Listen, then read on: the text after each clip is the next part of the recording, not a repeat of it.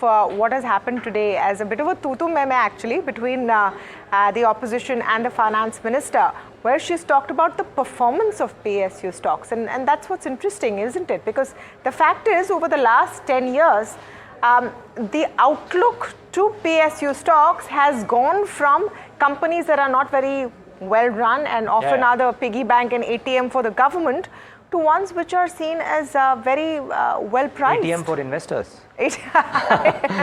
Yeah. In some sense, right? But I think, Tamanna, stark example of that is the performance of the PSU banks since COVID lows till now versus private banks. But I mean, she's not even spoken about PSU banks, I believe, but a clutch of other things that she's spoken about. Yeah, so she's, we're running some of those quotes that she put out on X. This was a long tweet thread.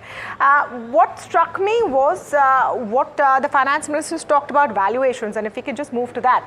So these are reasons that they've given about why, things have changed, whether it's greater alignment of the management, the disinvestment strategy, etc. But what is very interesting to see is how the Nifty CPSE has moved and how some of these key indices have moved over the last several years, and which is why you've seen these interest in these stocks. I mean, Neeraj, you will recall how this is something that investors did not want to touch. Now the whole conversation has gone from what is the need to disinvest. I mean, no one's really waiting for their disinvestment, and more so looking at value unlocking. Yeah, so some of the numbers that Tamanna was speaking about and the valuations and the numbers, so they've of course highlighted how, for example, the total gross revenue of operations of CPSEs is at 37.9 versus 20 lakh crores in FY14. It's a long period, but that's an increase of 84% over 10 years. It may not be impressive, but considering that there are PSUs, that is one. And then some of these other figures, Tamanna. Yeah, absolutely. So this is what I was waiting for. So the market cap of 81 listed PSUs, remember these are numbers that the finance minister has put out, so we're attributing it to her, has gone up 225%. Returns by Nifty CPSE has gone up 79%. Returns by Nifty 500 is 27%. So we're comparing that here. Returns by Nifty 50 is 22%. The market cap of 12 listed public sector banks, the PSBs have actually been, I would say, the golden goose. Over 195%. I mean, look at the value PNB and SBI has come up with. For the longest time, Neeraj, the conversation about how these are better bets than even your largest private banks. Yes, and now you can say that for the longest time simply because it's not just a 6-month or a 12-month phenomenon. Now it's been 4 consecutive years and more, wherein these guys have really performed well, so no surprise. But yeah, it's interesting. I mean, and of course, then some points on the paid up capital, etc.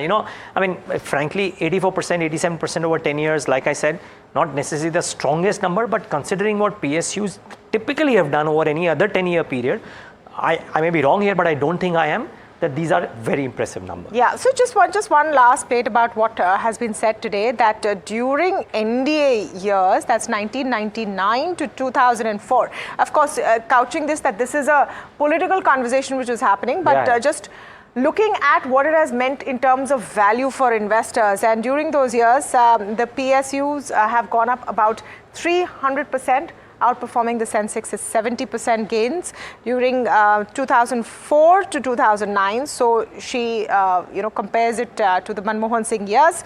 You have a growth of over 60%, which is half the growth of the Sensex. And during 2019 to 2014, you have 2009 to 14, that's UPA 2, PSUs were down 6% while benchmark surged 73%. So this is sort of the comparison when you put it towards the Modi years.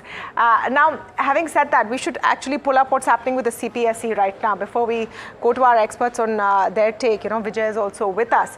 And that's really interesting because even at a time when there's a lot of, buzz around the elections, what the results will be. Remember, we're just 3 phases down. You've had a good run in the Nifty CPSE. Just in the last 12 months, you have a 50% uptake, Neeraj. So now the question becomes that some of these companies with very low float, how much more steam do they have? Well, the order books are full and brimming. If execution works out, then why not? it's been stellar performance for some of these over the last few months for sure. Yeah, we should go to Vijay Chopra and just get his view on this. I'll come to Jay Bala as well on the technical side of it. But Vijay, you know, even as we're talking about the CPSE index and some of these companies here, any of these that you think still have more steam left, which are the categories that you would still bet on? So first and foremost, these companies have had a great run up. The reason was that there was a huge valuation gap. Look at a company like BHEL or the SAIL or an NMDC or a GMDC. So no, the list is endless. And definitely there has been some kind of a value unlocking, but still I think that there is a lot of steam left. These companies have gone up. Some of them have gone up vertically up. We've seen a fantastic up move in the railway stocks, in the defense stock. But if you ask me where my, the order of preference is, I would first say that in a correction, again, I'm saying in a correction by defense, in a correction, followed by railways and then power. So I think that, these companies which are in the defense, railways and power space look very good with the longer term perspective. Then, of course, private sector banks. So there are, smaller banks like Union Bank, etc., which are doing very well even now. And I think that there is a lot of value unlocking which is in store. Look at a PNB. Why PNB should not be at 500? So if at all they are able to take hold of their asset quality, and yes, definitely the older NPAs they've been resolving through the IBC. I think that there's a huge case wherein the public sector companies, public sector units should do well with the next 5 to 10 year perspective. Look at the defense companies. Their order book has swelled to a level where it is more than their MCAP. So I think that there are, tons of companies which are available even here at a discount. So look at a Cochin Shipyard or a Mazdok. So again, I'm saying, buy in a correction. The stocks have moved up quite well. But again, I would wait for a correction